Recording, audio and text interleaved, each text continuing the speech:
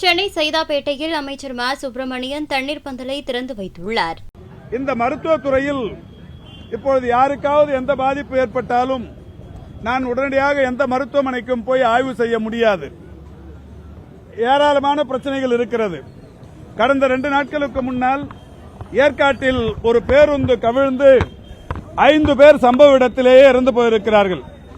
55க்கும் மேற்பட்டவர்கள் சேலம் அரசு மருத்துவமனைக்கு கொண்டு வந்திருக்கிறார்கள்.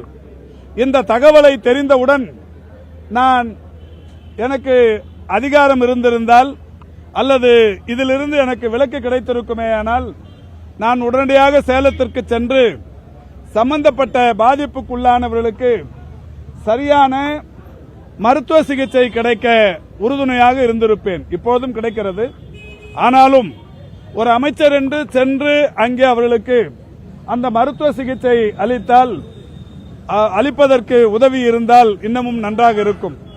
ஏற்கனவே கடந்த 3 ஆண்டுகளில் தமிழ்நாட்டில் எங்கே விபத்து நேர்ந்தாலும் விபத்து நேர்ந்தவுடன் சம்பந்தப்பட்டவர்களை நான் நேரடியாகவே போய் தொடர்ந்து பார்த்திருக்கிறேன். ஊட்டியில் நடந்த ஒரு விபத்து, அதேபோல் செங்கல்பட்டில் நடந்த 2 விபத்துகள், இப்படி பல இடங்களில் விபத்து நடந்த இடங்களுக்கு சென்று நான் நேரடியாக சம்பந்தப்பட்டவர்களுக்கு மருத்துவ சிகிச்சை அளிக்க உதவியாக இருந்திருக்கிறேன். அந்த பணியை இப்போது செய்ய இயலவில்லை. எனவே தேர்தல் ஆணையம் இதுபோன்ற முக்கியமான துறைகளில் உயிர்காக்கும் மக்களின் அடிப்படை பிரச்சனைகளுக்கு தீர்வு காண்பதற்கு இந்த கட்டுப்பாடுகளிலிருந்து தளர்வளிக்க வேண்டும் என்று கேட்டுக்கொள்ளுகின்றேன்.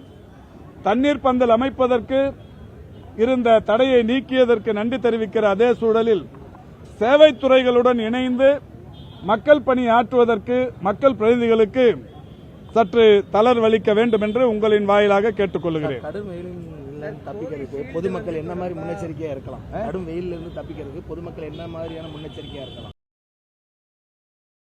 செய்திகளை உள்ளது உள்ளபடி தெரிந்து கொள்ள ரெஃப்ளெக்ட் நியூஸை சப்ஸ்கிரைப் பண்ணுங்க.